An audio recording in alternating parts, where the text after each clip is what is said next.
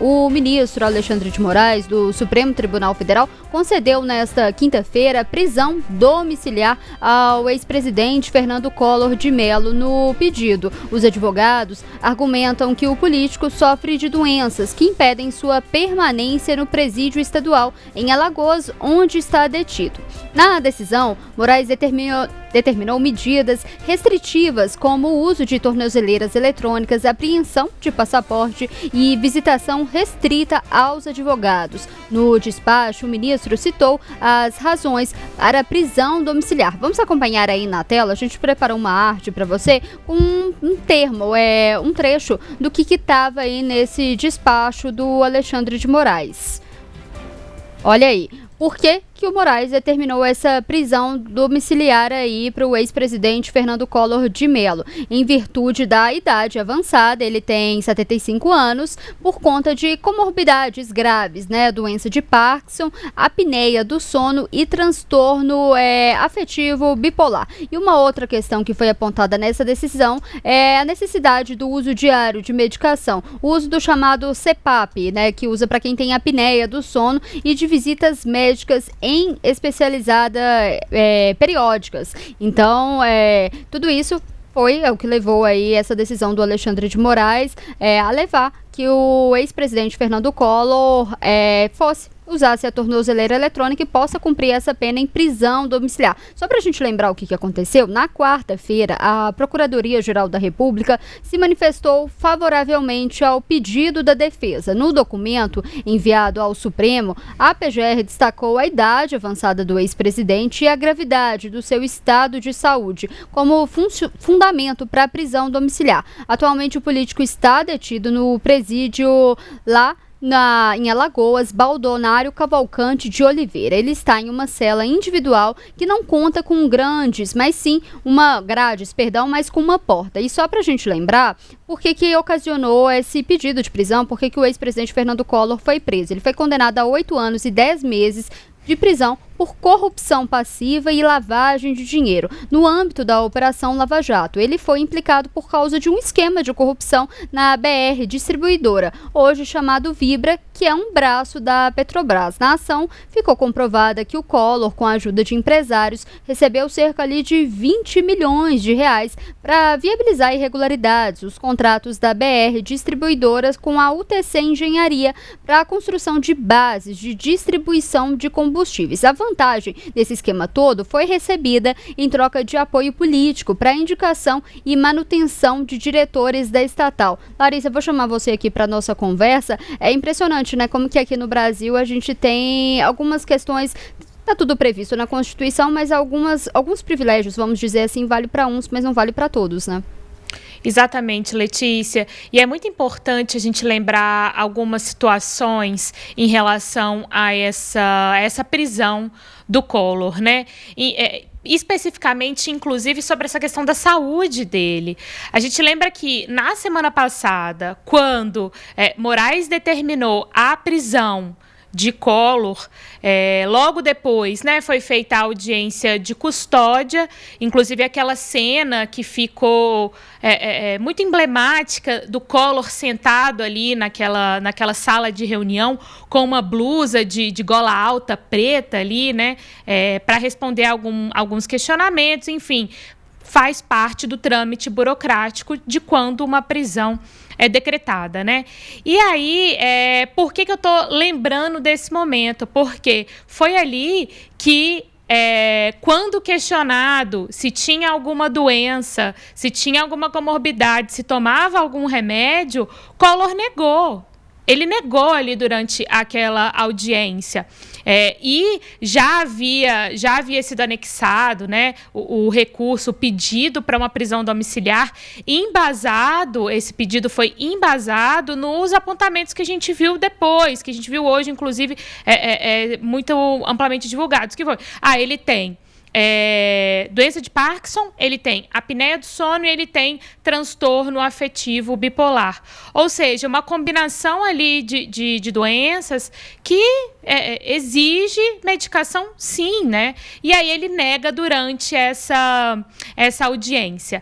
Bom, tanto é que Depois, Moraes pede outros laudos, a defesa já havia anexado mais alguns laudos. Logo depois, Moraes pede mais comprovação no sentido de mostrar ali que realmente essas doenças já estavam afetando o ex-presidente nos últimos anos. A defesa, então, também anexa esses laudos, e a gente viu hoje, portanto, Moraes seguindo o posicionamento da Procuradoria-Geral da República e concedendo essa prisão domiciliar. E só mais um parênteses que Alexandre de Moraes, dificilmente, quando ele solicita, quando ele provoca ali a Procuradoria-Geral da República, dificilmente ele vai contra ao parecer da PGR, e hoje não foi diferente. Então, quando a gente fala nessa questão de privilégio, né, Letícia, é muito importante a gente também destacar esses fatos. Olha, numa audiência, o próprio envolvido na questão, quem iria de fato para a prisão, ele nega até aquelas doenças, acaba gerando ali para a sua defesa, né, um movimento de buscar esses laudos, buscar os laudos dos anos anteriores, enfim, para comprovar que de fato ele tinha tudo aquilo. E eu lembro que a gente entrevistou um especialista aqui em O Tempo News, e eu fazia o questionamento de, olha, mas como que funciona isso, né? Porque tudo bem, a defesa vai lá, apresenta esse recurso, pede para que ele vá para a prisão domiciliar, e aí o argumento também não são só as doenças, mas também a idade avançada do ex-presidente. Ok, mas aí durante a audiência de custódia o próprio diz que não tem, né? O que ficaria valendo, afinal de contas? E aí o especialista disse, olha, apesar dessa negativa dele durante a audiência, que ele acreditava que o que iria valer no fim das contas eram justamente ali as comprovações médicas, e foi o que aconteceu. E outro ponto que me chamou muito a atenção, Letícia, você destacou muito bem, é que ele ainda está, se eu não me engano, ainda não deixou ali o presídio, né? Mas não possuía, onde ele estava só possuía uma porta ali, né? Não era por meio de grades, enfim. Eu ia até falar isso, Larissa, porque ali era um presídio e aí construíram praticamente, arrumaram, né, uma sala para ele, colocaram ali ar-condicionado, alguns jornais até deram que colocaram ali até uma tomada ali próximo da cama, porque ele usa, né, esse CPAP, que é esse aparelho para quem tem apneia do sono, e aí mudaram ali toda a dinâmica do lugar para receber ele, né? Exatamente. Então, assim, são vários pontos, né, que fazem com que a gente volte a fazer essas críticas de privilégio, de benefícios concedidos a uns e não concedidos a outros, né? E mais importante a gente frisar também, né, Letícia? Ele já havia tido o benefício de cumprir a pena em Maceió, né? Inicialmente, ele cumpriria a pena aqui em Brasília, a defesa pediu para que fosse em Maceió. Na verdade, na própria audiência ali, eles questionam onde ele gostaria de cumprir a pena, ele fala Maceió. Então, já havia sido concedido esse benefício, e agora ele deve deixar, né, o presídio ainda hoje, e segue com essas medidas cautelares, a tornozeleira eletrônica, podendo receber visita só de médicos e familiares, outras pessoas que quiserem visitar o ex-presidente.